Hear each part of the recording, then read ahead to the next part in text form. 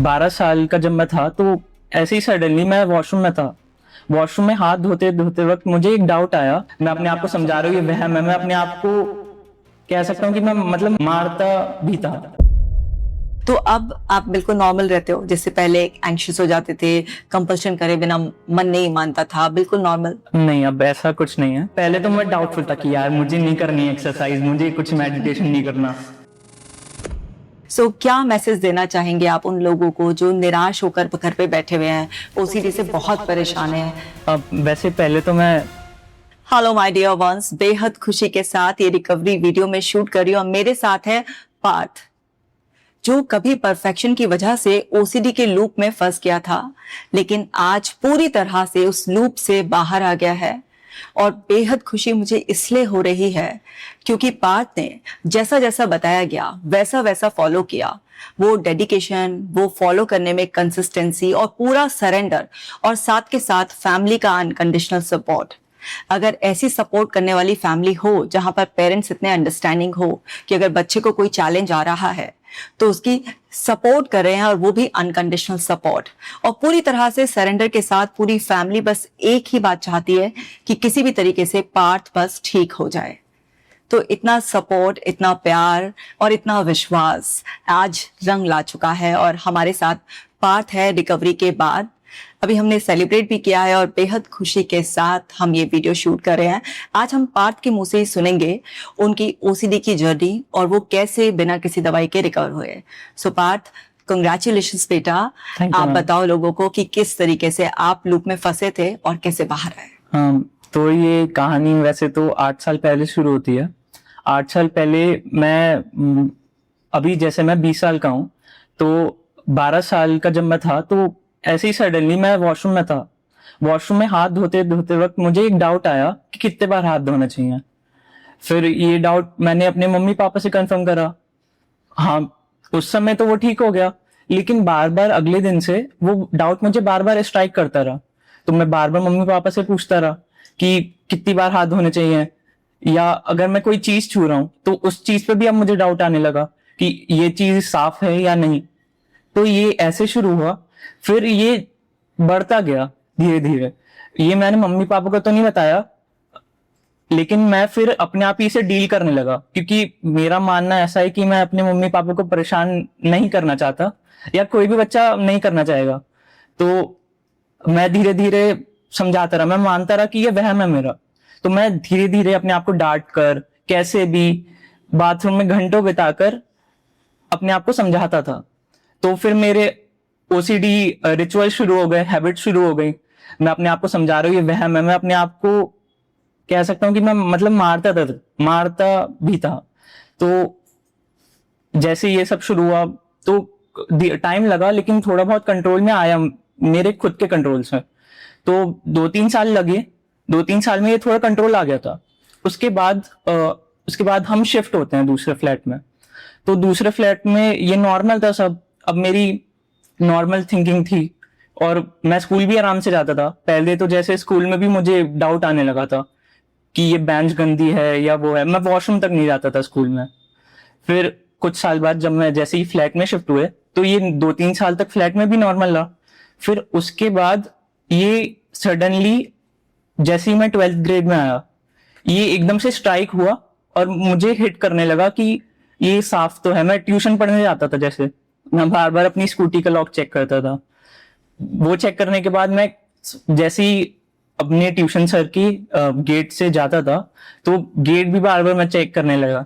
फिर जैसे ही मैं ट्यूशन में ऊपर बैठा तो कभी डाउट आ रहा है कि स्कूटी तो लॉक है, तो चलो वो तो मैं पढ़ाई की वजह से साइडलाइन कर देता था।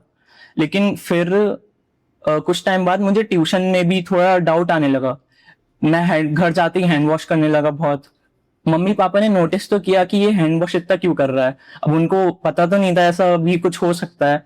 तो बाद में ऐसे ही 9 महीने या कुछ महीने निकल गए। मैं अपने किसी रिलेटिव से मिलने गया था, तो मैं बाय चांस मैंने उस रिलेटिव को वॉशरूम से आने के बाद हाथ धोते हुए नहीं देखा। तो वो चीज मेरे को स्ट्राइक कर गई। वो सडनली स्ट्राइक नहीं करी थी। तो वही रिलेटिव कुछ महीने बाद हमारे घर आया था। तो मेरे को ध्यान आया कि इन्होंने ऐसे हाथ नहीं धोए थे। तो अब मेरे को उनको अवॉइड करना पड़ रहा, जबकि मैं करना नहीं चाहता, वो एल्डर थे मेरे से, लेकिन मुझे अवॉइड करना पड़ रहा उनको। तो फिर मम्मी पापा को लगा कि ये अवॉइड क्यों कर रहा है ऐसे। बाद में वो भी कुछ टाइम हो गया, 3-4 महीने उसके बाद भी, तो फिर मेरे एग्जाम शुरू हो गए थे हाफ ईयरली 12th ग्रेड के। तो उसमें क्या हुआ, मेरा मैथ्स का एग्जाम बहुत गंदा हुआ, मैं बिल्कुल डिप्रेस सा था। तो फिर मैं बाथरूम गया, जब मैं डिप्रेस होता हूँ मैं हैंड वॉश बहुत ज्यादा करता हूँ, मैं डिप्रेस सा था, मैं बाथरूम गया, मम्मी बाहर से पूछ रही है क्या हुआ क्या हुआ। मेरा भाई भी बाई चांस उस समय आया हुआ था बैंगलोर से, तो मेरे भाई ने पूछा कुछ हुआ है क्या। तो फिर मेरी मम्मी ने मेरे भाई और पापा को बताया कि ये कुछ टाइम से ऐसे कर रहा है, हाथ धो रहा है। तो मैंने बताया मम्मी को कि मतलब इसे ओसीडी कहते हैं, मैंने थोड़ा रिसर्च किया था, तो इसे ओसीडी कहते हैं और शायद मुझे ओसीडी है। तो पहले तो वो नहीं माने, थोड़ा एक्सेप्ट करने में भी टाइम लगा। तो ऐसा नहीं है कि उन्होंने सपोर्ट करा, थोड़ा कि थोड़ा समझाया वैसे, लेकिन 1 महीने या 2 महीने बाद भी उन्हें थोड़ा डाउट था कि ओसीडी होता है या नहीं। तो तभी उन्होंने मुझे, एक हमारे जनरल फिजिशियन है या फैमिली डॉक्टर हैं, उनसे कंसल्ट करा, तो उन्होंने बताया कि ओसीडी है।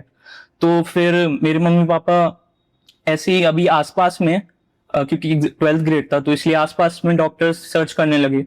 तो डॉक्टर्स जैसे ही हमको मिले तो हम गए वहां पे, तो उन्होंने तो बताया कि आपको मतलब जैसे शाहजहांपुर या ऐसी जगह आना पड़ेगा काउंसलिंग कराने। तो वो तो पॉसिबल नहीं था 12th की वजह से। तो तब तक उन्होंने मेडिसिन स्टार्ट करा दी थी मेरी। और मेरे कजिन्स, मेरी मम्मी ने मेरे कजिन से बात करी थी, तो उन्होंने बरेली में एक डॉक्टर बताए थे, तो उनके यहाँ हमारा ट्रीटमेंट स्टार्ट हो गया था। तो वो मेडिसिन बेस्ड ट्रीटमेंट था, तो वहां से मेरा ट्रीटमेंट स्टार्ट हुआ, वो भी कुछ 9-8 महीने चला वो ट्रीटमेंट। फिर लेकिन मम्मी को लग रहा था कि ये अभी भी थोड़ा सही नहीं हो रहा है। तो मम्मी ने क्या करा, मम्मी ने पूरा इंस्टाग्राम छान मार दिया, पूरा यूट्यूब छान मार दिया।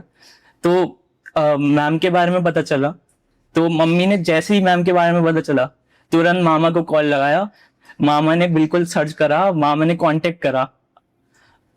तो फिर मामा ने फिर डायरेक्ट बुकिंग कर दी कि फिर ऐसा हुआ कि मम्मी और मैं आए मामा के घर। तो मामा के साथ फिर हम यहाँ पे आए दिखाने।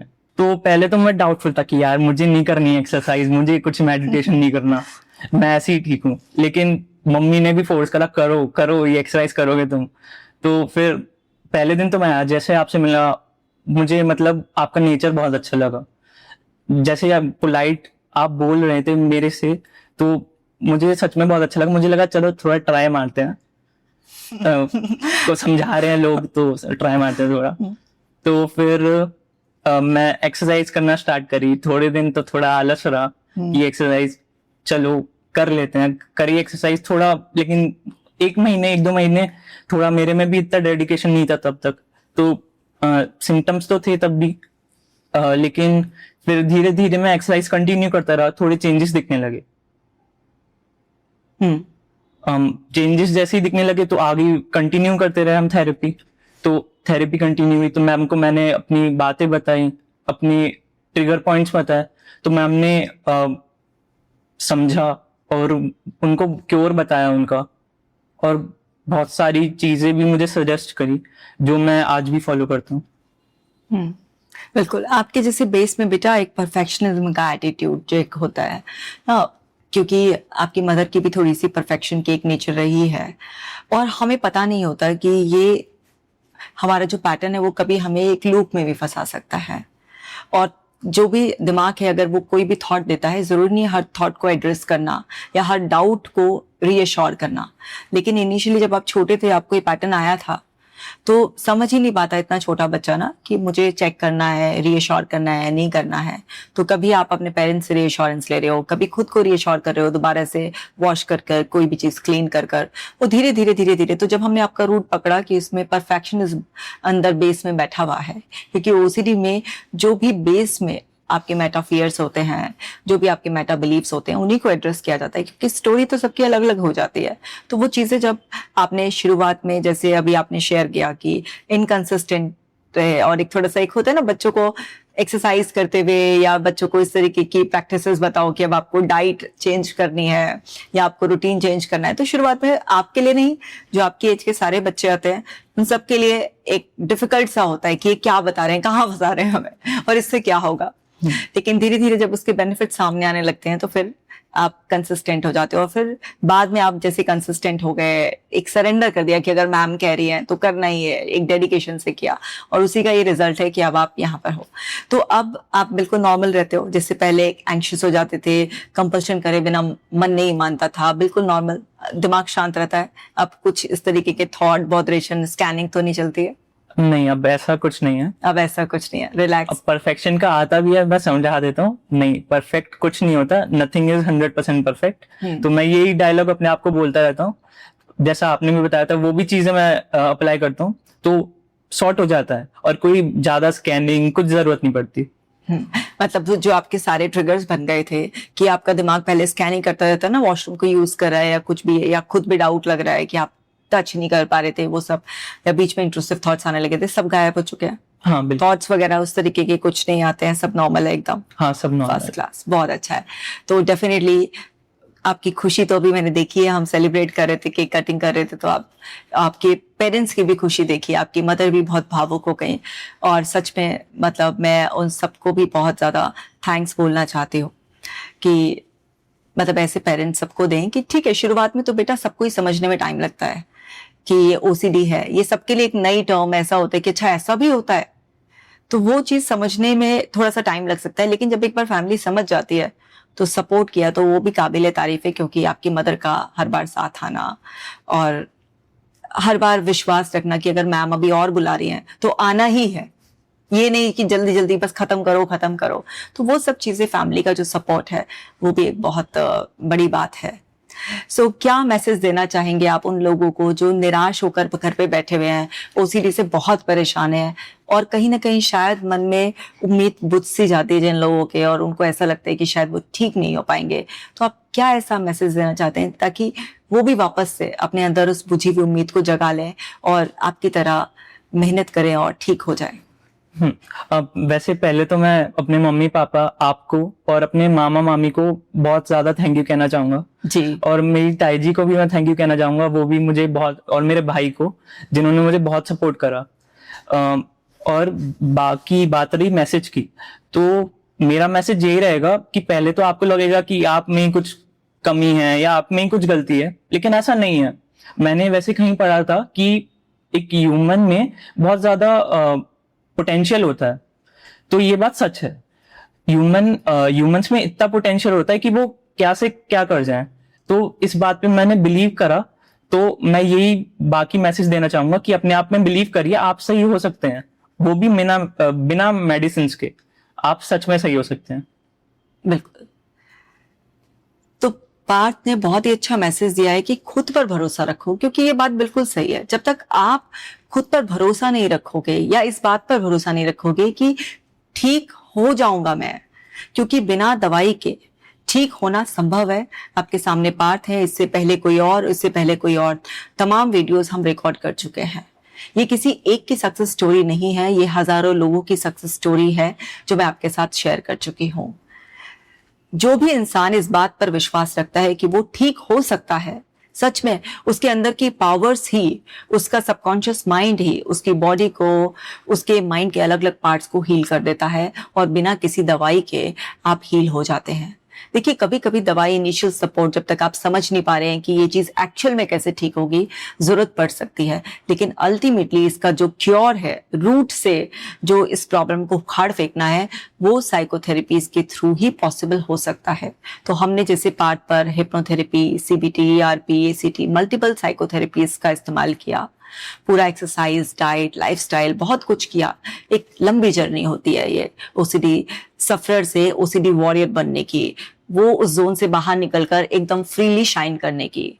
और इस जर्नी में आप ट्रांसफॉर्म हो जाते हो, आप अपडेट हो जाते हो, आप कॉन्फिडेंट हो जाते हो, आप फोकस्ड हो जाते हो अपनी लाइफ पर, गोल पर, और आप बहुत कुछ वो सीख जाते हो जो लाइफ में सीखना ही था। बस ये एक मीडियम बना आपका, जो चैलेंज आपकी लाइफ में आया, लेकिन आपको क्योंकि ट्रांसफॉर्म होना था तो ठीक है, जैसे सोना चमकने से पहले तपाया जाता है, इसी तरीके से ओसीडी के जरिए आप थोड़ा सा तपे, लेकिन उसके बाद अब आप निखरने के लिए तैयार हो गए हैं। तो पार्थ ने तो अपना जीवन सुधार लिया है, उसने तो कर दिखाया, अब आपकी बारी है। सो पार्थ की, मेरी, हम सबकी बेस्ट विशेस आपके साथ हैं और हमारी दिल से ये दुआ है कि आप भी ठीक हो जाएं। तो ऐसे ही वीडियोस देखते रहिए, सीखते रहिए और पार्थ को और उनके पूरे परिवार को, उनके पेरेंट्स को, मामा मामी को, जिन भी लोगों ने, उनकी ताई जी भाई, सब ने सपोर्ट किया। सो मैं तो उन सब लोगों के लिए ग्रेटफुल हूँ ही, ईश्वर के लिए ग्रेटफुल हूँ जो मुझे माध्यम बना देते हैं और लोगों की जिंदगी ट्रांसफॉर्म हो जाती है। आप भी पार्थ को ढेर सारी ब्लेसिंग्स दीजिए, इतनी ब्लेसिंग्स दीजिए कि ये बच्चा हमेशा ऐसे ही खुशहाल रहे। बहुत ही प्यारा सा ऐसा बच्चा है जिसको कहते हैं ना, हर माँ चाहती है कि मेरा बेटा हो, तो ऐसा हो। ये अपनी लाइफ में बहुत खुश रहे, पूरे कॉन्फिडेंस के साथ जिंदगी में बस आगे बढ़ता रहे। तो आप सबकी ब्लेसिंग्स बहुत बहुत जरूरी है। पूरा कमेंट सेक्शन भर दीजिए, पार्थ को खूब ब्लेस कीजिए। मिलते हैं आपसे नेक्स्ट वीडियो में। आप सभी लोग अपना ख्याल रखिएगा।